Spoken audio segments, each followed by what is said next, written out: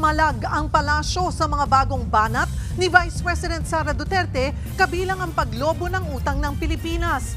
Mahirap daw turuan ang walang alam. Nasa frontline ng balitang yan, si Maricel Halili. Si Pangulong Bongbong Marcos ang pinulutan ni Vice President Sara Duterte sa dinaluhan niyang Free Duterte Now rally sa Melbourne, Australia nitong weekend. Kabilang dyan ang sinabi ng Pangulo na hindi siya nakikialam sa impeachment case ng bise. He gives conflicting statements truly. The very first day of his administration, he has not followed through with any of his campaign promises. And budol in English is scam, no? Yeah. We're not surprised. He has the hallmark of a scammer.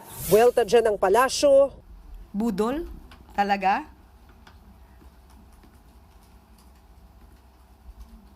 Hindi ko alam kung sino ba ng budol. Hindi sa pag-uutos sa amin na focus sa trabaho at hindi pamumulitika? Sino ba talaga ng bubudol? Dagdag pa ng bise, nagsisisi siyang nakipag-uniteam noon kay PBBM. Unfortunately, I did not vet properly. I apologize for that decision, ma'am. To run with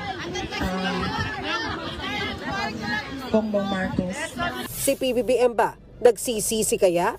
Wala po ako nadidinig sa Pangulo na siya po ay nanghinayang.